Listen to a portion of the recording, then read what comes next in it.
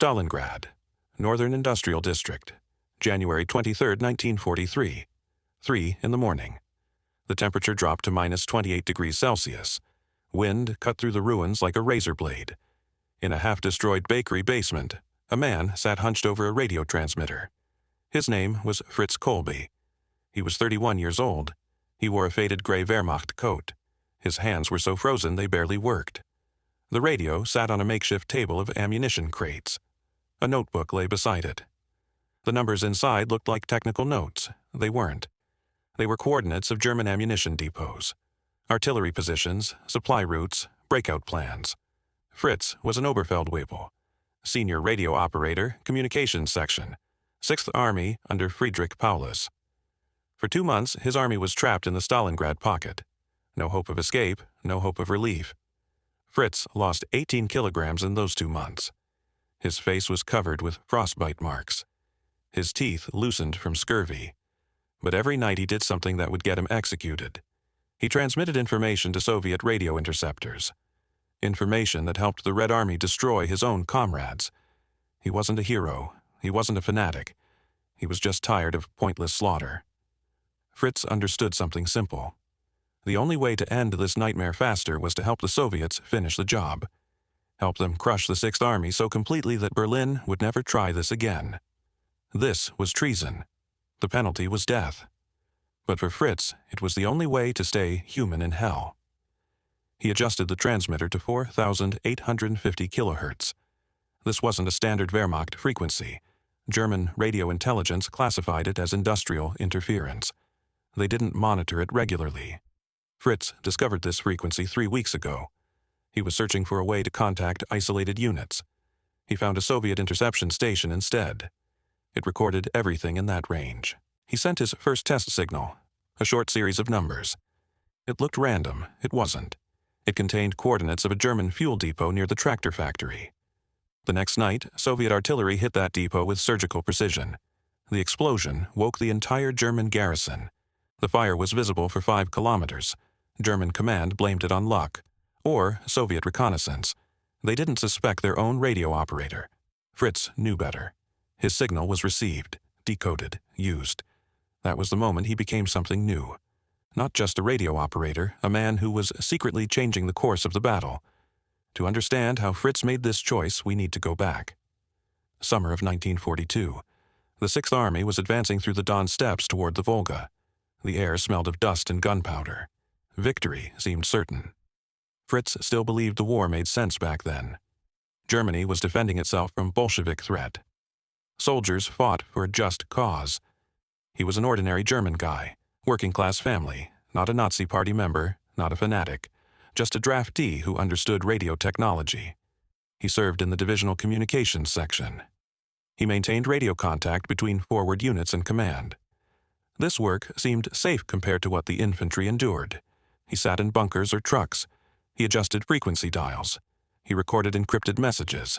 He transmitted orders. War for him was numbers and call signs, not blood and mud. Everything changed in August. His division entered a Ukrainian village near Kharkov. Soviet troops had just abandoned it. Fritz and other signal operators set up in a former school building.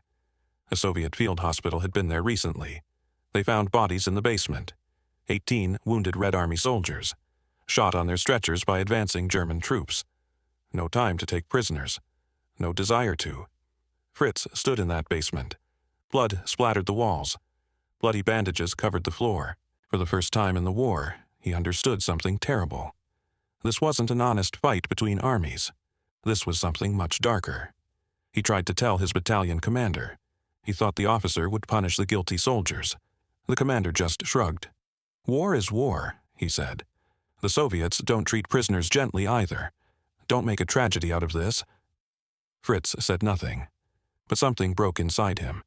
He couldn't see the war as simple duty anymore. Duty could mean participation in crimes.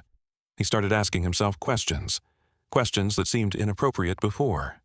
Was he on the right side? Did this offensive make sense? What would happen if Germany actually won? In September, his division entered Stalingrad.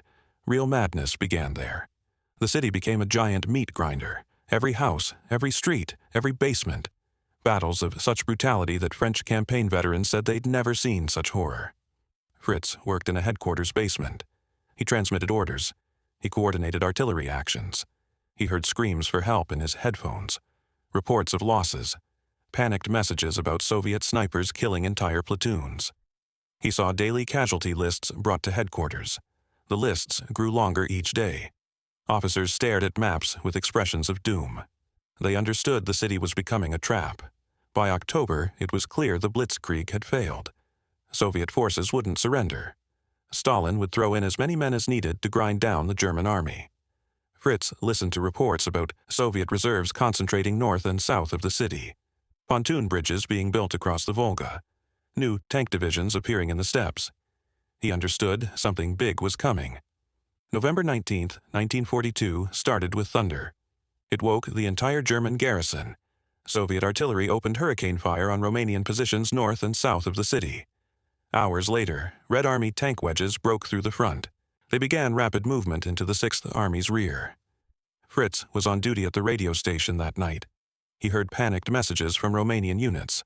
Their positions were swept away. Soviet tanks came in a solid stream. Communication with neighboring divisions was lost. 4 days later, November 23rd, the pincers closed near Kalash. The 6th Army was in the pocket. Parts of 4th Panzer Army, too. About 280,000 German and Allied soldiers were cut off, surrounded by superior enemy forces, squeezed into a strip about 50 kilometers wide along the Volga's western bank. Berlin Command promised to break the encirclement, or supply the army by air. But Fritz received daily reports about transport aircraft losses, about fuel shortages. He understood these were empty promises. The army was doomed. That's when Fritz made his decision. Late November, temperature dropping, food supplies vanishing. He decided the only way to save some of the trapped soldiers was to help Soviet forces finish the resistance faster. Make Berlin understand that continuing the battle was pointless. Force them to allow surrender. It was strange logic, almost insane. But in the pocket, where men died from hunger, cold, and endless bombardment, it seemed the only rational choice. He started studying the frequency range Soviet interception stations used. He found that frequency, 4,850 kilohertz, a station that recorded all transmissions. Fritz realized something. If he transmitted short number sequences at specific night times, when the ether was relatively clear, Soviet radio operators might receive them. They might try to decipher them. He developed a simple code. Each digit corresponded to a letter or coordinate grid square on the map. The sequence gave the exact location of an object. The first transmission happened December 29, 1942. 2 in the morning. Fritz went on air under the guise of equipment adjustment. He transmitted a sequence containing coordinates of a German ammunition depot near Potomnik airfield. He didn't know if Soviet radio operators would understand his signal. The next day, Red Army artillery covered the depot with a series of precise volleys. The explosion was so powerful the shockwave blew out windows in the radio room, 1.5 kilometers from the epicenter. Fritz understood. They heard him. They understood him. Now he was an invisible ally of the Red Army inside German positions. He started transmitting information regularly, every 2 or 3 days, short series. No German radio operator noticed them. They looked like technical interference, random bursts. He reported coordinates of command posts, artillery positions, supply column routes, counterattack plans, everything he could reach in headquarters, documents, and radio intercepts. Soviet artillery responded quickly and accurately. Where a German tank stood yesterday, a crater today. Where a headquarters bunker was, ruins today. German command blamed good Soviet intelligence. Coincidence. Local civilian betrayal. Nobody suspected their own radio room operator. Nobody suspected that every night one man was methodically destroying his own army. Fritz didn't feel triumphant about what he was doing. The opposite. Every coordinate he transmitted pressed on him like a stone. He understood he was helping kill his own comrades. Men who shared bread and frozen water with him in this icy hell. He saw their faces, exhausted, frostbitten, eyes where hope died long ago. He knew his transmissions brought their death closer, but he also knew something else. If the army held out to the last man, as a Hitler ordered, everyone would die. If surrender came earlier, someone might survive. By January 1943, the situation in the pocket became critical. Food supplies ended. Soldiers ate carrion, boiled leather belts, gnawed bark from trees. Medicine ran out. The wounded died from gangrene and frostbite. There weren't even bandages to wrap amputated limb stumps. Transport aviation almost stopped flying. Bad weather. Losses from anti-aircraft fire. The planes that broke through brought ammunition and shells instead of bread. Berlin still demanded fighting to the end. Fritz transmitted airfield coordinates. Transport plane arrival times. Anti-aircraft battery positions that covered runways. Soviet fighters and attack aircraft used this information. They intercepted German planes on approach. They bombed airfields during unloading. Transport aviation losses grew catastrophically. Supply dropped to minimum. The pocket began slowly shrinking under Red Army strikes. On January 26th, Soviet forces cut the pocket in two. They divided the Sixth Army into northern and southern groups. No land connection between them. Fritz ended up in the southern group. It occupied the city center and industrial districts. Communication with the northern group was maintained only by radio. He heard desperate calls for help in his headphones. Messages that ammunition was running out. That people were dying from hunger right at their positions. January 31st, Paulus surrendered. He'd just received the rank of field marshal. He surrendered with the southern group headquarters. The northern group continued resistance 2 more days. On February 2nd, 1943, it capitulated too. The Battle of Stalingrad ended with complete destruction of the Sixth Army. Only a few thousand escaped the encirclement. The rest died or were captured. Most would die from exhaustion and disease in captivity. Fritz Kolbe was captured by Soviet forces on January 30th. His bunker was surrounded by Red Army soldiers. He didn't resist. He just raised his hands. He walked toward the submachine gunners. They looked at him with the same exhaustion in their eyes, the same emptiness that German soldiers had. They searched him, took his documents, personal belongings. The radio station he tried to hide under his coat. They sent him to a collection point for prisoners of war. There, in a freezing barracks packed with exhausted Germans, Romanians, Italians, he spent 3 days. No food, no water. Soviet officers started sorting prisoners by categories. Officers separated from enlisted men. Signal operators and specialists went for separate interrogation. They could provide valuable information about communication systems, codes, command structure. Fritz ended up in this group. He found himself in a basement. A young Soviet intelligence lieutenant interrogated him, with a translator. The interrogation was short and businesslike. Name, rank, unit, duties. Fritz answered honestly. He didn't try to hide that he was senior radio operator of a divisional communications section. The lieutenant wrote down the answers. Then he suddenly pulled a paper with numbers from a folder. He asked through the translator, "Did you transmit this?" Fritz looked at the numbers. He recognized one of his night transmissions, the one where he reported fuel depot coordinates near the tractor factory. At that moment he understood. Soviet radio intelligence didn't just intercept his signals. They calculated the source, tracked the frequency, analyzed the code. Now they knew who he was. Fritz could deny it. He could say it was random interference, technical malfunction. Instead, he slowly nodded. He said one word in German. "Yes." The lieutenant looked at him with a long, studying gaze. Then he said something quickly to the translator. The translator spoke. "You saved many of our lives. We know this." Fritz didn't feel relief. He didn't feel pride. He felt only emptiness. Endless exhaustion from war, from hunger, from cold, from everything he experienced in those months in the pocket. They sent him to a prisoner of war camp near Moscow. Conditions were slightly better than for other German soldiers. Soviet command remembered this man helped them destroy the Sixth Army, though officially they never acknowledged it. Fritz spent 10 years in captivity. He worked on restoration of destroyed factories and railways. He lived in barracks with thousands of other German prisoners. Many of them never knew that beside them was a man who betrayed their command, who betrayed it to save their lives. In 1953, they released him. They sent him to East Germany. He got a job as a technician at a radio factory. He never spoke about the war again.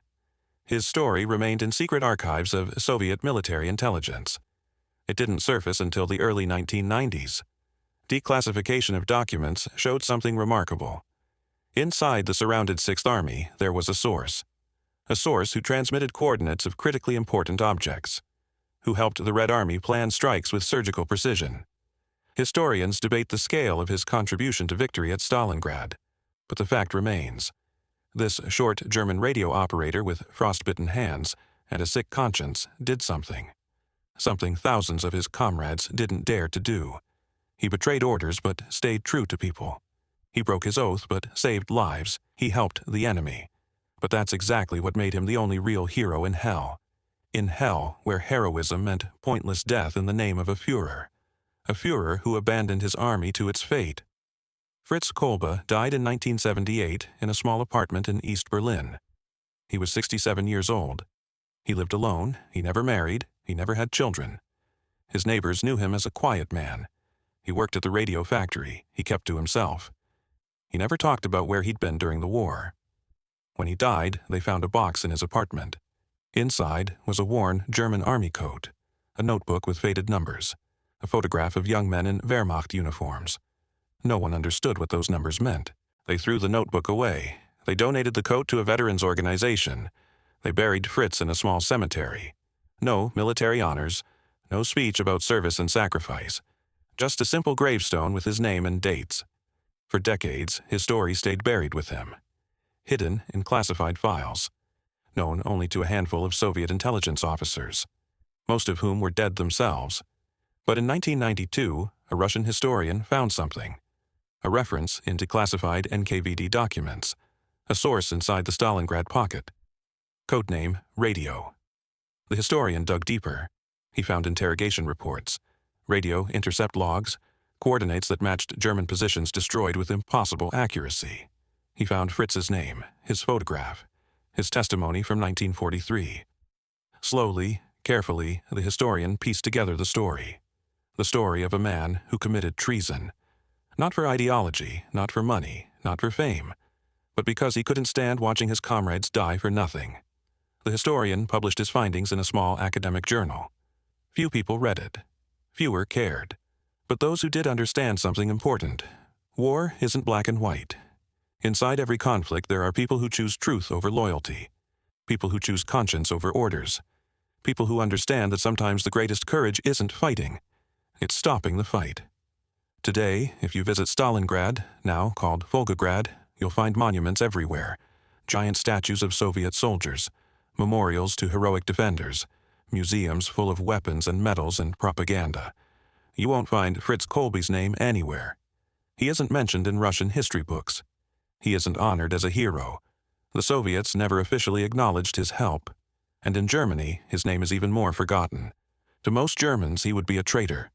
A man who helped kill his own soldiers, a coward who broke his oath. They wouldn't understand what he really was, a man who saw through the lies, who understood that Nazi Germany's war was criminal, who chose to sabotage it from within. His story challenges everything we think we know about loyalty, about duty, about what it means to serve. We're taught that soldiers must follow orders. That duty comes first. That loyalty to your country and your comrades is absolute. But what happens when your country is wrong? When your government is criminal? When following orders means participating in genocide and senseless slaughter? Fritz answered those questions the only way he could, with quiet, methodical betrayal. Every night at 3 in the morning, transmitting coordinates that would kill men he knew, men he ate with, men he suffered with. Each transmission cost him something. A piece of his soul, a weight on his conscience that he'd carry until death. But he did it anyway, because he understood something that most soldiers never grasp. Sometimes the only way to save your comrades is to help defeat them, to end the madness before it consumes everyone. The Battle of Stalingrad claimed over 2 million lives. Soviet soldiers, German soldiers, Romanian, Italian, Hungarian, Croatian troops, Soviet civilians trapped in the ruins. 2 million people dead in one city, over 6 months of fighting. Fritz's transmissions didn't change the ultimate outcome.